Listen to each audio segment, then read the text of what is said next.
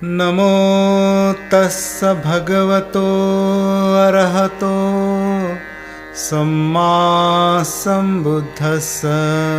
विश्व को शांति, करुणा और मैत्री का संदेश देने वाले महाकारुणिक भगवान बुद्ध एवं भारत देश में दोबारा फिर से भगवान बुद्ध के सद्धम्म को वापस लेकर के आने वाले परम पूज्य बोधिसत्व डॉक्टर बाबा साहब अम्बेडकर, इनको मेरा कोटि कोटि नमन है। आप सभी साथियों को नमो बुद्धाय, मैत्रीपूर्ण जय भीम। आज हम जीवक के बारे में जानेंगे। राजगृह में एक कूड़े के ढेर में एक जो बच्चा था, उसको उसके माता पिता ने मर गया सोच के ऐसा फेंक दिया था। तो कूड़े के ढेर में जब लोग वहाँ जमा हुए तो देखते हैं कि बच्चा जीवित है, उसके माता पिता भी वहाँ कहीं दूर चले गए हैं, है नहीं। तो उस समय अभय राजकर वहाँ से आ रहा था तो देखती कि बच्चा जीवित है करके, इसलिए उसका नाम जीवक पड़ गया, जीवक रख दिया गया। और अभय ने देखा कि अनाथ है, इसका कोई भी लालन पालन करने वाला नहीं है, इसलिए अभय नामक राजकुमार ने उसको अपना लिया, उसका लालन पालन किया। जब जीवक बड़ा हुआ तो उसको पता चला कि उसका जीवन किस प्रकार से सुरक्षित रहा। तो उसने लोगों के दुखों को दूर करने के लिए, उनके रोगों को दूर करने के लिए अभय को बताए बिना ही तक्षशिला में पढ़ने के लिए चले गया, चिकित्सा कला सीखने के लिए चले गया। और वहाँ से बहुत बड़ा डॉक्टर बन के, बहुत बड़ा वैद्य बन करके आया और लोगों का इलाज करने लगा, लोगों का रोगों को दूर करने का प्रयत्न करने लगा, ताकि वो भी कभी इस प्रकार से उनके जीवन में कभी दुखद घटना ना घटे करके। इस प्रकार से उसको राज्य वैद्य बना दिया गया।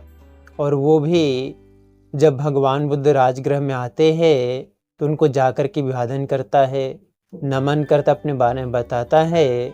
तो भगवान बुद्ध जीवक से कहते हैं कि जीवक, तुम लोगों के रोगों को दूर करने का काम करते हो, लोगों के दुखों को दूर करने का काम करते हो, क्योंकि मनुष्य रोगी होता है तो दुखी ही होता है, उस दुख को दूर करने का काम करते हो। इसलिए तुम भिक्षु मत बनो, तुम गृहस्थ ही रहो और गृहस्थ रह करके लोक कल्याण का, जल कल्याण का काम करते रहो और बिना किसी स्वार्थ के लोगों के रोगों को दूर करते रहो।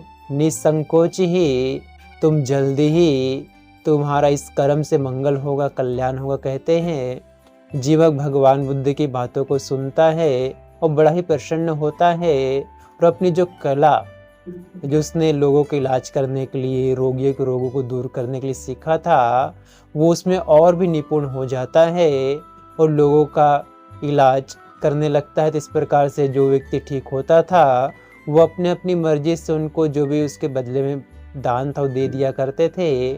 और जो जीवक है वो भगवान बुद्ध का और उनके सावक संग में भी किसी को कुछ बीमारी हो जाता था या कोई चोट उट लग जाता था तो उनका भी वो इलाज कर दिया करता था। और राजा बिंबिसार का राजवैद्य बन गया था।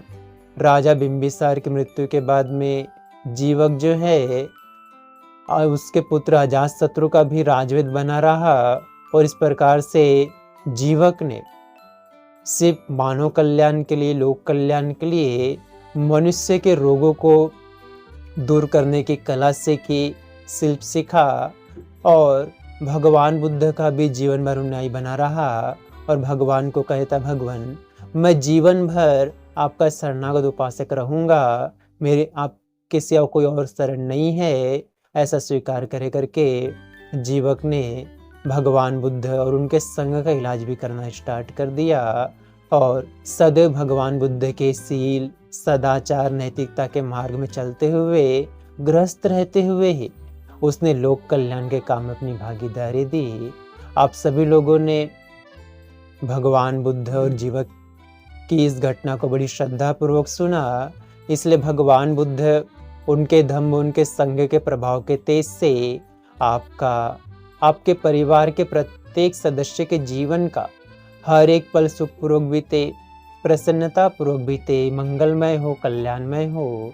आप सभी सुखी रहे, आप सभी स्वस्थ रहे, आप सभी खुश रहे, आप सभी को सुख, शांति और सुकून प्राप्त हो जाए। भवतु सब मंगलं रक्षन्तु शब्द देवता, सब बुद्धानुभावेन सदा शुद्धि भवन्तु ते। भवतु शब्द मंगलं रक्षन्तु शब्द देवता, सब धम्मानुभावेन सदा शुद्धि भवन्तु ते। भवतु शब्द मंगलं रक्षन्तु शब्द देवता, सब संघानुभावेन सदा शुद्धि भवन्तु ते। साधु साधु साधु।